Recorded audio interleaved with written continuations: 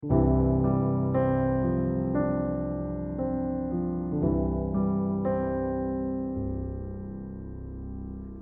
하나님께서 오늘도 이 자리로 부족한 자를 통해서 하시고자 하는 말씀이 있다라는 것을 믿고 함께 하나님의 말씀을 나누도록 하겠습니다. 먼저 오늘도 이렇게 부족한 저를 교회에서 말씀 전할 수 있도록 인도하신 하나님께 감사드리고, 또 우리 충신교회 우리 담임 목사님과 우리 장로님, 그리고 특별히 또 중부기도회의원의 우리 성도님들께 진심으로 감사드립니다.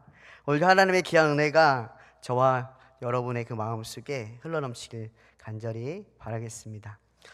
우리가 세상을 살면서 좋은 건 배우긴 어렵지만 나쁜 건 배우기 쉽다라는 말을 한 번 정도는 들어보셨을 것입니다. 저는 사랑하는 아내가 있고, 그리고 여러분들이 기도해 주셔서 지금 이제 건강하게 잘 자라고 있는 두 딸 쌍둥이 하이리하고 나혜리가, 그리고 제가 이 자리에 6년 만에 다시 섰거든요. 그런데 감사하게도 15개월 된 딸이 또 있습니다. 그래서 또 하도 전도를 안 해서 그런지 전도를 직접 시켜 주시더라고요. 그런데 아이들을 키우다 보니까 이러한 생각을 해보았습니다. 왜 아이들은 말을 시작하면서 아빠, 엄마 축복합니다. 아빠, 엄마는 사랑받기 위해 태어났습니다 라는 말을 처음부터 하지 않을까? 여러분, 이런 고민 안 해보셨나요? 혹시라도 우리 충신교회 성도님들 가정 중에 자녀가 말을 시작했을 때 축복합니다 라고 말을 하셨다면 지금 당장에 영재학교를 보내셔야 됩니다. 요즘 주변을 돌아보면 길 가는 학생들을 보거나 무리지어 있는 학생들을 보면 친구들과 말할 때 비속어를 많이 하게 됩니다. 저는 기도가 그렇다고 생각합니다. 기도는 좋은 것입니다. 정말 귀한 것입니다. 그런데 그 좋은 것이 우리 그리스도인의 삶 속에서 그리 많이 하고 있지 않다라는 것입니다. 사실 이러한 부분은 목회자인 저에게도 별반 다를 게 없습니다. 제 모습을 스스로 바라볼지라도 기도에 대해 성도님들에게, 또한 제가 섬기고 있는 학생들에게 말을 하지만 정작 이런 환경 때문에 저 스스로 기도하지 못할 때가 많이 있는 것 같습니다. 그렇지만 항상 하나님께 감사드리는 것은 세상을 의지하려고 할 때마다 주변의 사람들을 통해, 때로는 환경을 통해 다시 한번 생각하게 되고 다시 한번 기도의 자리에 앉게 된다는 것입니다. 사랑하는 성도 여러분, 중보기도회의원회 그리고 성도 여러분, 개인의 삶이 어려움이나 힘듦 속에서 먼저 기도의 자리에 있고 먼저 무릎의 자리에 있는 여러분이 되시길 간절히 축복합니다.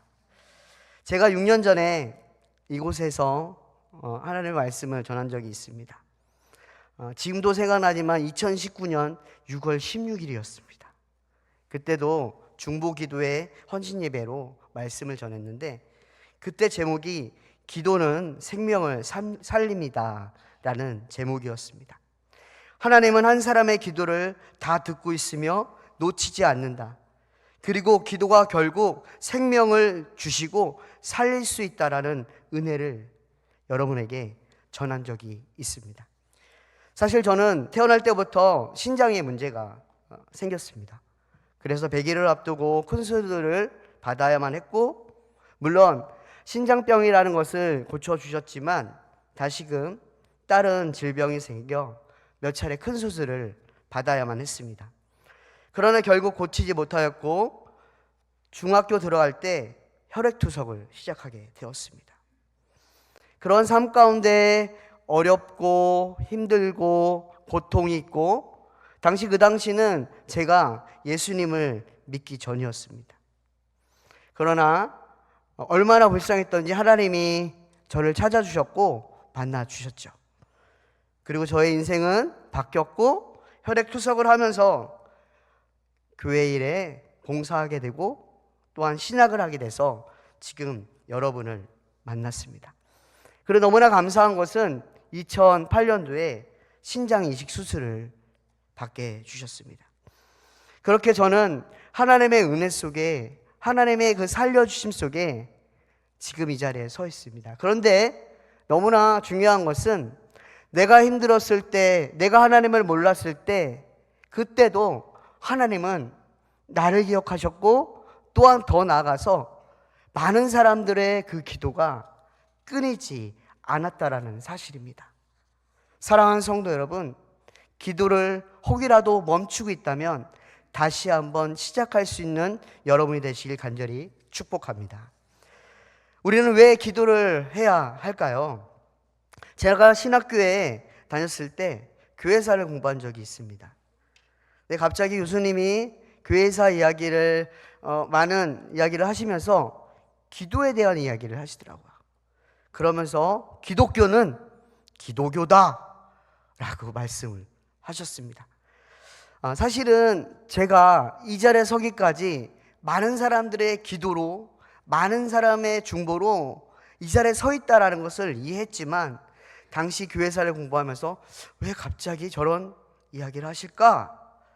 그런데 사역을 하고 삶을 살아가다 보니까 왜 기독교가 기도교구나 라는 것을 깨달을 수 있었습니다. 사랑하는 성도 여러분, 신앙일에 있어서 기도는 종교적인 장식이 아닙니다. 기도는 신앙인에게 있어 절대 필요한 호흡입니다. 사도 바울은 데살로니가전서 5장 17절에 이렇게 이야기합니다. 쉬지 말고 기도하라. 뭐라고요? 쉬지 말고 기도하라. 여러분, 쉬지 말고 기도하라는 뜻이 무엇입니까? 기도를 멈추지 말라는 것입니다. 그래서 교회에서 기도는 호흡이다 라고 말을 합니다. 여러분, 사람이 호흡을 멈추면 어떻게 됩니까? 죽을 수밖에 없습니다. 제가 2008년도에 신장 이식을 받기 전에 혈액투석을 했습니다. 지금은 그래도 살이 통통이 쪘죠, 그렇죠? 사실 혈액투석 할 때는 제가 36kg, 30kg에서 그 사이에 나갔었습니다. 그러다 보니까 혈관이 그렇게 좋지 않았습니다. 그러다 보니까 혈액투석을 하기 위해서는 혈관을 수술할 수밖에 없었습니다. 그 당시에도 혈관 수술을, 염증이 생겨서 혈관 수술을 하기 위해서 병원에 입원했습니다. 그래서 같이 입원했던 어떤 어르신이 이젠 내일이면 태어날 거야 라고 너무 좋아하셨습니다. 그런데 그 어르신이 한 가지 검사를 남겨놓고 병실에서 검사를 하게 되었습니다. 근데 갑자기 검사를 하는데 그 어르신이 쇼크 상태가 되어졌습니다. 병실에는 난리가 났습니다. 간호사님들, 의사 선생님들 다 오고 처치하고, 그런데 결국은 그 어르신이 그날 돌아가셨습니다. 의사 선생님은 그분이 돌아가셨는지 손을 대서 코에다 대고, 또한 옆을 돌아보면서 배가 숨을 쉬는지 지켜봤습니다. 이처럼 우리의 신앙의 삶도 내가 죽었는지 살았는지 알려면 내 자신이 지금 어떠한 상황에서 기도를 하고 있는지, 어떠한 상황 속에서 성전의 자리에 있는지, 삶 속에서 감사의 말을 하는지, 그 모습을 볼 때 우리가 살고 있는지 죽어 있는지 알 수 있다라는 것입니다. 사실 세상은 죽을 만큼 헉헉하는 순간들이 많이 있습니다. 청년들은 취업 때문에, 결혼 때문에, 직장인들은 삶의 고민 때문에, 또한 학생인들은 진학 때문에, 이처럼 많은 사람들은 문제를 가지고 많은 고민을 하면서 살아갑니다. 그런데 이런 순간들 속에서 그리스도인에게 희망이 있고 살아날 수 있는 방법이 있다면 무엇이겠습니까? 바로 주님께 나아가 호흡을 멈추지 않기 위해 기도하는 것입니다. 주님을 찾는 것입니다. 그리고 내가 있어야 할 자리에 앉아 있는 것입니다. 여러분, 천주교의 위대한 어머니라 불리는 노벨 평화상을 수상한 가난한 자의 어머니라고 불리는 마더 테레사 수녀가 있습니다. 그 수녀는 16살 때 수녀의 길로 들어섰습니다. 좋은 옷도 버리고 좋은 음식도 버리고 가정도 포기했습니다. 세상에서 가장 가난한 사람으로 살아가고자 선택했습니다. 근데 그가 어느 인도의 한 마을에 임종을 기다리는 사람들을 위해서 섬겼습니다. 어쩔 때는 의약품이 없어서 자기 스스로 직접 입으로 고름을 빼내는 그러한 환경들로 있었습니다. 그래서 많은 사람들은 그를 천사라 말합니다. 근데 어느 날 어떤 기자가 테레사 수녀에게 묻습니다. 당신이 천사가 아니라면 어떻게 그렇게 살아갈 수 있습니까? 어떻게 그런 상황을 감당할 수 있습니까? 그러자 테레사 수녀가 이렇게 말합니다. 나의 비결은 너무 간단합니다. 기도하는 것입니다. 그러면서 나의 모든 것은 기도로 시작합니다 라고 이야기합니다. 내가 능력이 있어서가 아니라, 내가 원래 가난한 자가 돼서가 아니라, 내가 힘들 때마다, 포기하고 싶을 때마다 기도를 놓지 않았기 때문에 하나님이 보여주신 것입니다. 사랑하는 성도 여러분, 사도 바울은 골로새서 4장 3절에 이렇게 말합니다. 우리를 위하여 기도하되 하나님의 전도할 문을 우리에게 열어주사 그리스도의 비밀을 말하게 하시기를 구하노라. 내가 이 일 때문에 매임을 당하노라. 당시 사도 바울의 직업은 복음을 전하는 전도자였습니다. 그의 소망은 전도자의 문이 열렸으면 하였습니다. 그것을 위해 매임까지 당했다라고 이야기를 합니다. 여러분, 그렇다면 이 말씀이 우리에게 주는 것이 무엇이겠습니까? 여러분, 기도할 때 우리의 닫혀있는 문이 열릴 줄 믿으시길 바랍니다. 기도할 때 알게 하시고, 기도할 때 우리의 막막하고 힘든 환경이 열린다라는 것을 믿으시길 바랍니다. 저는 늘 고맙고 표현 못하지만 사랑하는 남동생이 2명 있습니다. 그런데 그 중에 막내 동생이 10년 전에 큰 교통사고를 당했습니다. 죽을 수밖에 없는 상황이었습니다. 왜냐하면 그 당시에 병원을 갔는데 동공이 열렸다라고 이야기를 하시더라고요. 그래서 마음의 준비가 필요할 수도 있습니다 라고 이야기를 했습니다. 그러나 너무나 감사드리는 것은 우리 또한 강나우 목사님과 또한 사모님, 또한 많은 사람들이 정말 중보 기도를 해주셔서 다행히 하나님이 살려주셨습니다. 물론 지금은 사고의 후유증으로 장애인이라는 진단을 받고 힘들게 살아가고 있습니다. 그런데 어느 날 동생하고 통화를 했습니다. 다행히 동생이 교회를 다닙니다.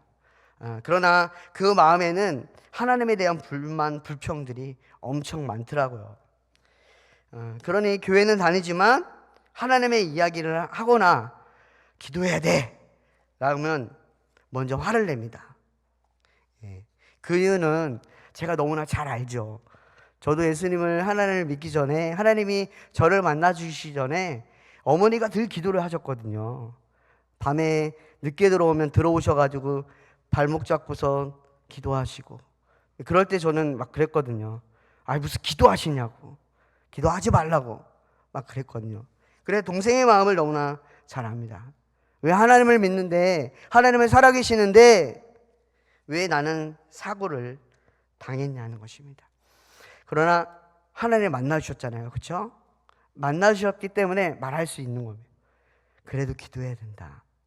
하나님이 너를 사랑하고 많은 사람들이 너를 위해 기도하고 있다. 그러니까 기도해라.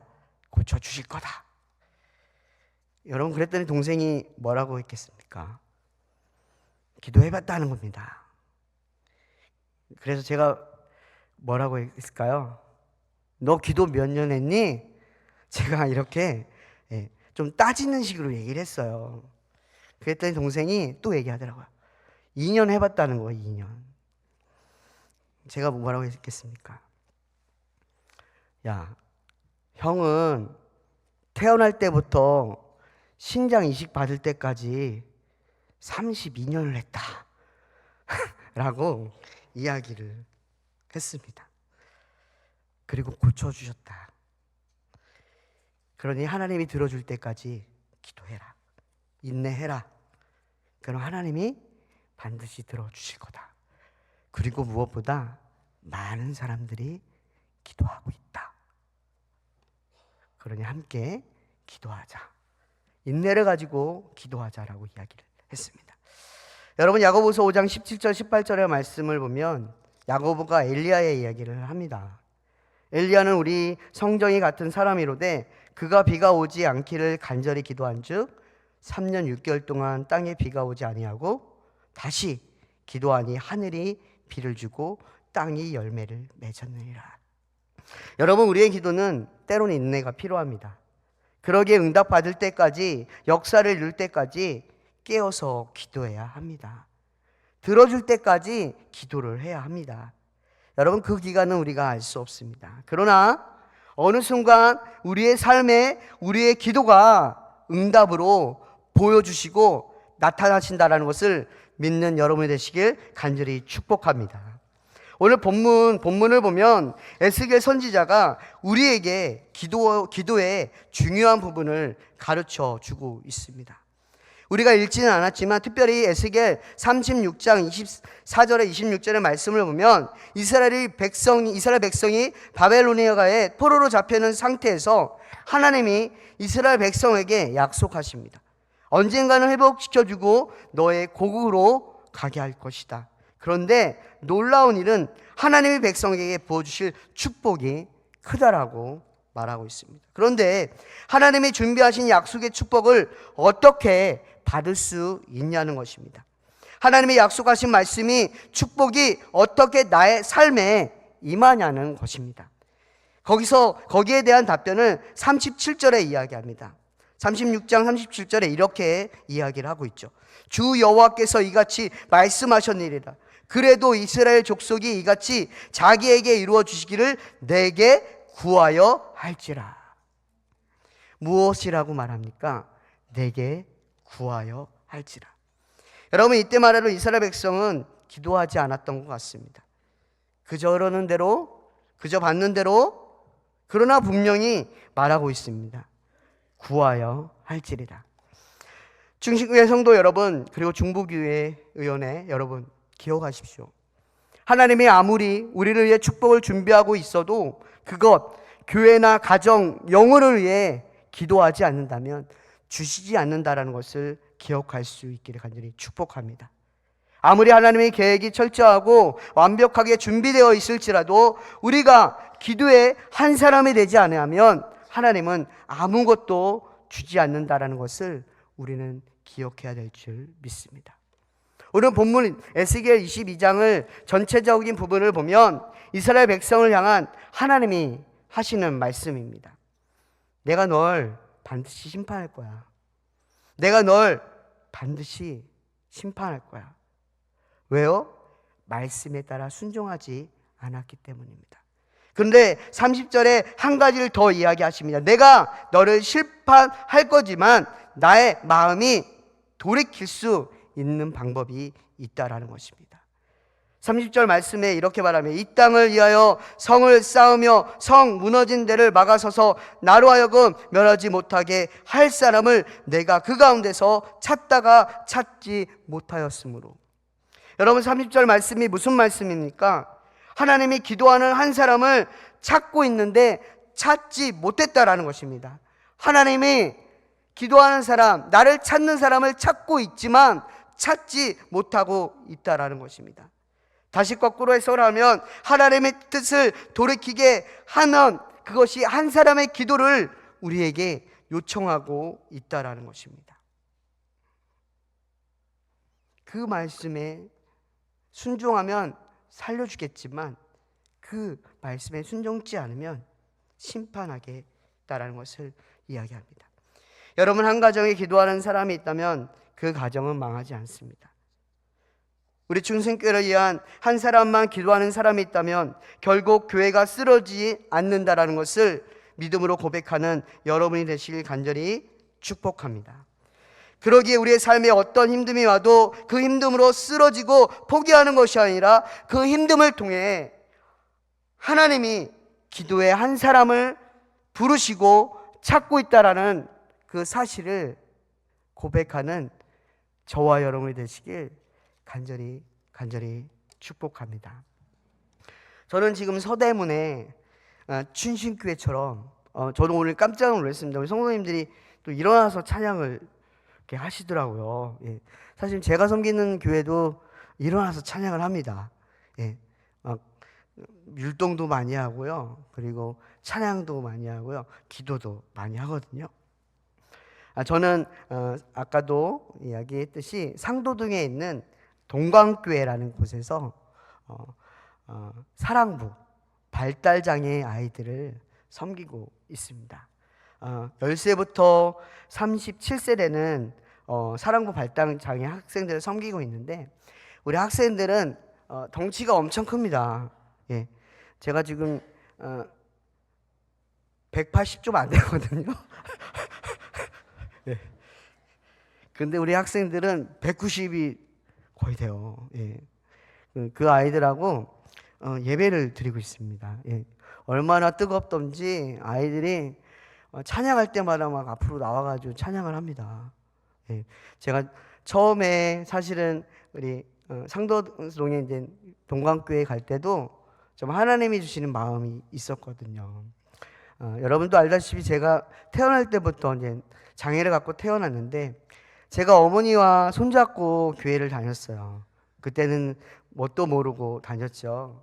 근데 교회를 다니면서 이제 아팠으니까 엄마가 기도하는 모습을 보면서 저도 나중에 건강해지면 저보다 약한 사람들을 위해서 조금 봉사하고 또한 살아야 되겠다는 생각이 들더라고요.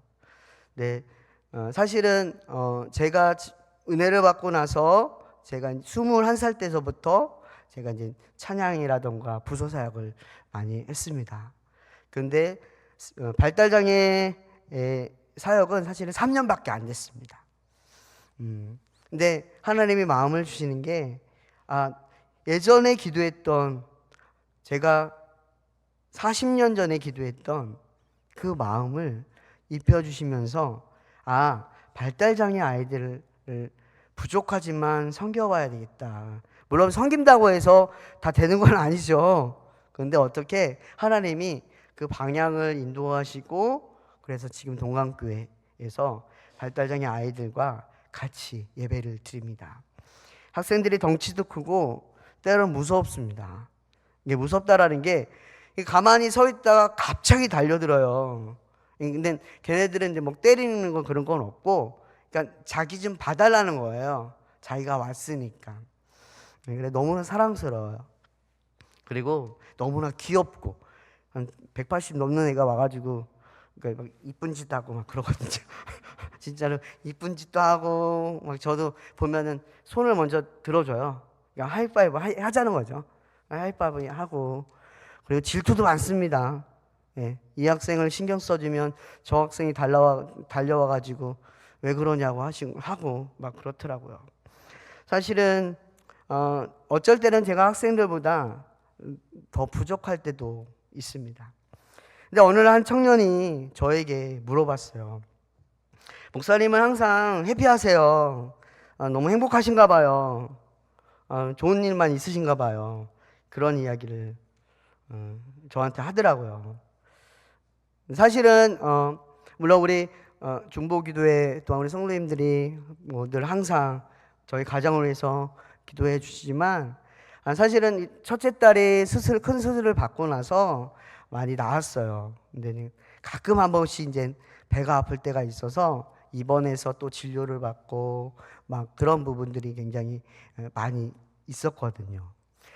사실은 제가 이 자리에 서기 전에 저번 달에도 정말 아내가 갑자기 또 아프고, 또한 저도 갑자기 또 아프고, 그런 환경들이 오더라고요. 학생들은 물론 같이 기도해 주세요라고 말을 했죠. 그래서 제가 그런 말을 했습니다. 왜 힘든 일 없겠니? 왜 어려운 일 없겠니? 그런데 힘들다고 해서 힘들어하면 남아 손해 아닐까 생각한다라고 이야기를 합니다. 그 힘듦과 어려움과 아픔 속에서 우리가 힘들어하고 아파하고 그러면 우리는 쓰러질 수밖에 없어. 그럴 때 우리가 믿고 있는 하나님을 한번 바라보면 좋을 것 같아. 나는 목사님은 그러면서 지금 이기고 있단다 라고 이야기를 해줍니다. 사랑하는 충신교회 성도 여러분, 우리 스스로는 결코 세상을 주는 것을 이길 수 없습니다. 도리어 힘듦이 우리를 힘들게 하고 더 신앙을 멈추게 하고 주님을 떠나게 합니다. 오늘 말씀 에스겔 22장 30절은 이렇게 말합니다.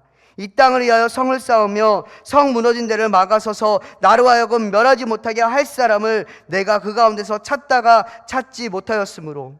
여러분, 이 말이 무슨 말입니까? 결코 주님을 찾지 못했다라는 겁니다. 너가 힘들어도 부르지 않았다라는 겁니다.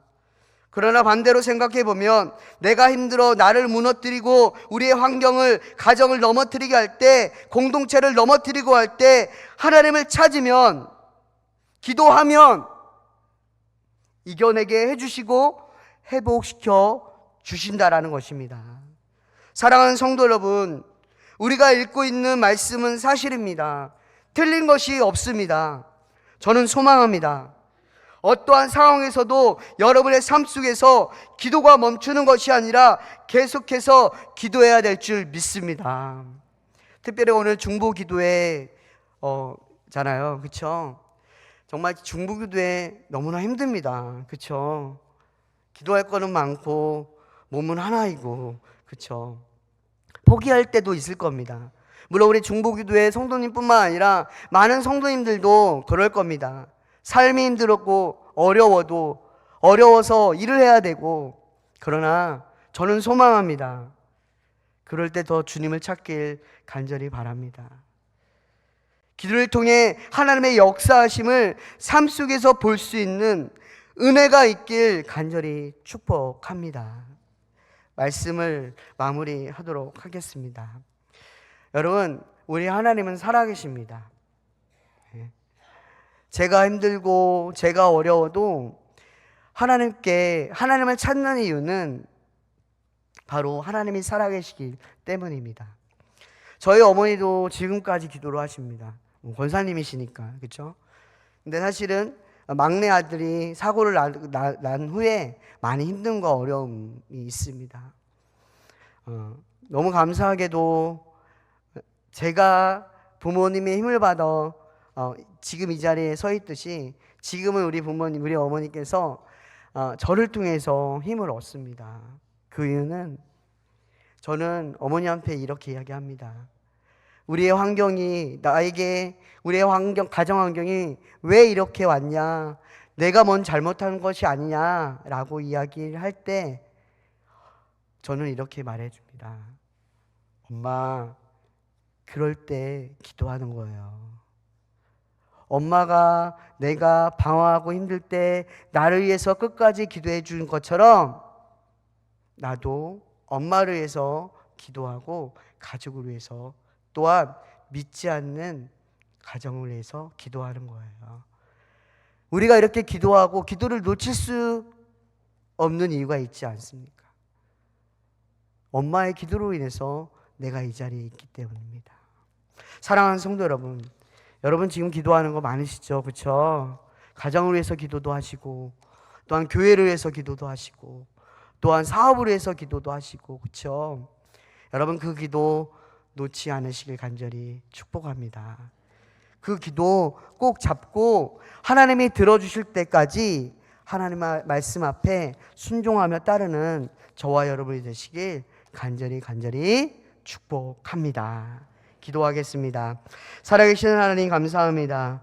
오늘도 우리에게 주신 귀한 말씀을 마음에 새기게 하시고 어떤 환경이라도 나의 입술에 기도가 떠나지 않도록 늘 인도하여 주시옵소서. 늘 내가 있는 자리에서 기도하는 한 사람이 되게 하여 주시옵소서. 예수 그리스도의 이름으로 간절히 기도 올려옵나이다. 아멘.